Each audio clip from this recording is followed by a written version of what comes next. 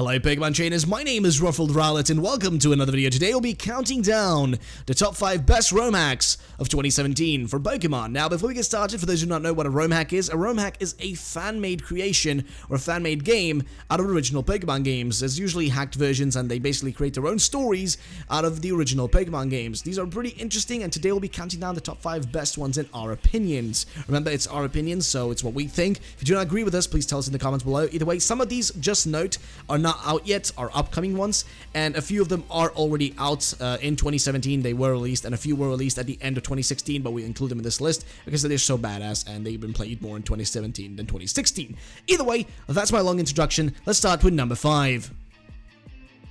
Number 5.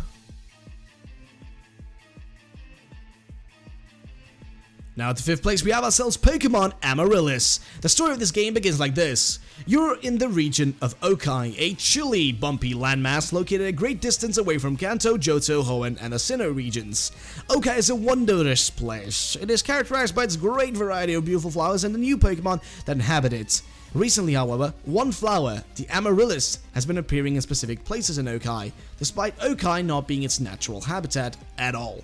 Now, the thing with this game is you're going to take on the role of a child from the Westfall village, a small town located in the southwest of Okai. You'll meet Professor Basewood, a botanist and a Pokemon enthusiast, and one morning, a red-headed girl moves into Westfall village. On this day, Basewood gives you and this girl a rare Pokemon partner that you will take on a journey. He then tasks you both to investigate the mysterious appearances of Amaryllis. Now, at the same time as this is happening, Team Epoch, which is basically the evil team of this game, has been just formed and will be basically researching the same stuff that you do. Now, this game will feature a completely new region, the Okai region, and it plans to have 50 unique Fakemons, which are fake Pokemons that they create themselves. 50 plus of them. I'm not sure how many that will, actually end up being at the end of the day once they actually finish it. They'll have also many new custom moves. A lot of new moves and abilities from Gen 4 and Gen 5 have been added into this game, and also they will have the type chart from Gen 5 in it. The physical special split from Gen 4 was added, and some changed palettes and some fresh, just remade palettes and stuff for the game. Now, also they were changing up a few of the graphics and that sort of stuff. Generally speaking, it's a cool hack. It's from Fire Red, and I'm really interested in this. They really put a lot of time and effort into it, and the story seems pretty interesting, if I'm going to be honest. As well as generally the character designs are really cool. If you look at the images that they have on their post on the Poke community, it's really insane. Just looking at some of the stuff that they have here. Either way, that's going to be the end of that one, and let's go to number 4. Number 4.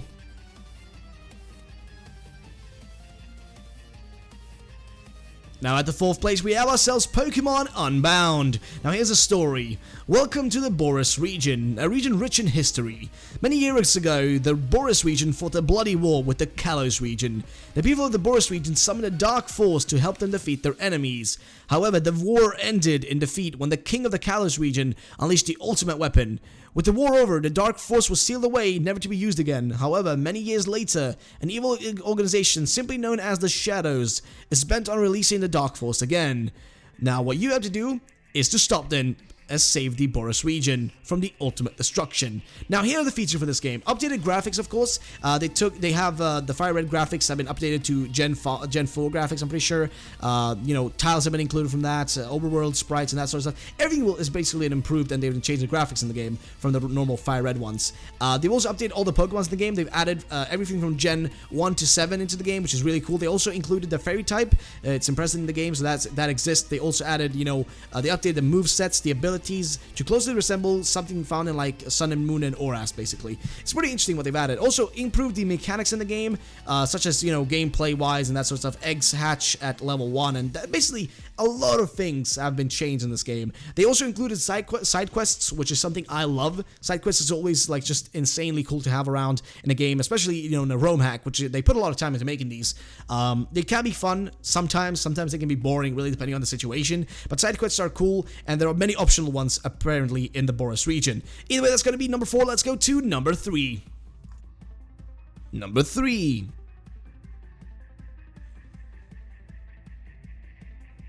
Now coming in at the 3rd place we have ourselves Pokemon Sweet Tooth. Oh, what could that mean? Sweet Tooth or Sweet 2. What this is a follow-up to the original Pokemon ROM hack, Pokemon Sweet, which now gets a actual continuation. Now, what's the difference between this one and the last one? Well, basically, you will continue the story from the previous one, and also they've added new features, such as you basically have crafting again, like in this previous hack, and also they've added, you know, the ability to craft EV items out of berries, and this time you also can do it in any house with a kitchen sink, which is really cool. You can also fast travel at any time you are outdoors. You can basically warp yourself to any location you want to. There's no hate gems required. Customizable music with a music player in the game. It's a grand total of 386 Pokemon Suites, and of course the 151 original Pokemon Suites, which is basically Pokemon in this game, do return. They also do have Mega Evolutions now, which is pretty cool, I've got to say. It's a non-linear map, so you can basically choose wherever you want to go, but depending on what starter you choose, you can pick a specific route and you follow that route. You also do have side quests, like I mentioned in the previous hack. It's pretty interesting. I love side quests are always fun. They also have non-breaking sweet balls, so they don't break, and basically a lot of different things have been added feature-wise, and also of course the new story and that sort of stuff. I've got to say, I pretty much like it. I like the fact that they've put some more time into it. Pokemon Sweet Tooth is there, and you can go play it right now if you want to. Either way, let's go to the next one. Number 2.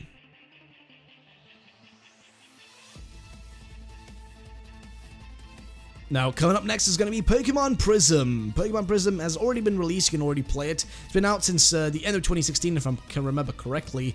But it can be played right now, and I put it in the list because it's just a great ROM hack, and I'd rather include it in 2017 because it has been improved upon the previous version of the ROM hack, if I remember correctly, because they had a previous one with a different region. Either way, here's the story. This is the story of Prism, the son/daughter of Lance. After playing in his uncle's minecart in an unidentified region, it somehow spins out of control and ends up in the region of Naljo. Naljo is a developing region bent on the dream of purest industrialization. God damn, that word is hard. After finding a lost Larvitar, Prism must collect the 8 Naljo badges while fixing all that is wrong with this corrupt region. Now, the features in this game, featuring the brand new region of Naljo, bigger than Johto, of course, featuring 10 fresh and original cities, and towns, and as well as villages, and plenty of caves, forests, routes, and several more places. Also, it has the return of the Raijon region. It has as well as 252 Pokemon to find, spanning from all 4 generations. The latest ones, of course. Not the latest one, but like, you know, from Gen 1, 2, 3, and 4, of course. But yeah, I just kind of messed that up, didn't I? Either way, this has a new clock system, Pokemon-only areas we can only play as a Pokemon, 3 new moves, several new items, new music, new types as sound and gas, which is pretty cool, I gotta say, new TMs and Hagem sets. A lot of scripting has been made to this game to just make it like all from scratch and all just brand new with unique shit in it. ASM work has been done to it, new Pokédex order, and you can basically interact with a bunch of new characters and interact with old characters, and has a gold token system, 4 crafting skills, side-scrolling areas, mini games, and new types. Basically, a lot of things can be done in this game. A lot of things have been improved, added, and just a lot of features in it. I've got to say, I love this game so far. Just reading through it, I've got to say I'm excited to play it. Either way, let's go to number 1. Number 1.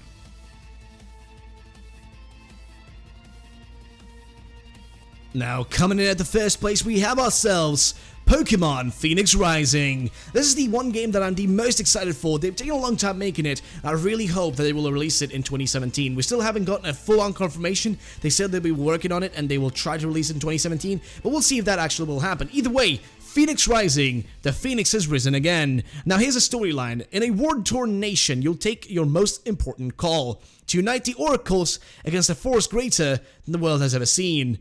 The war that wages. Now, this region is called the Hawthorne region, just for those who do not know.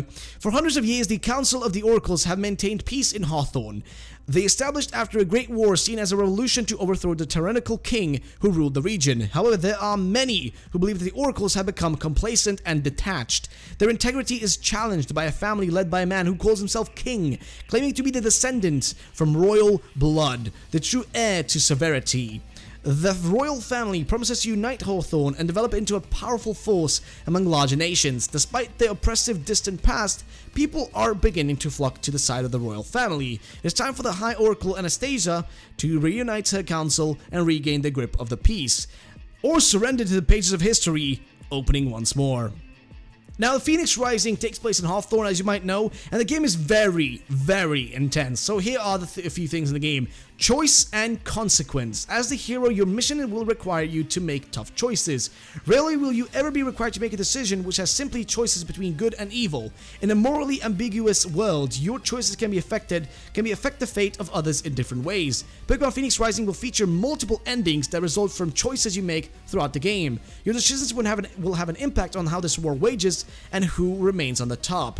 With three pendulum epilogues and various end-world state Pokemons, Phoenix Rising offers much replayability.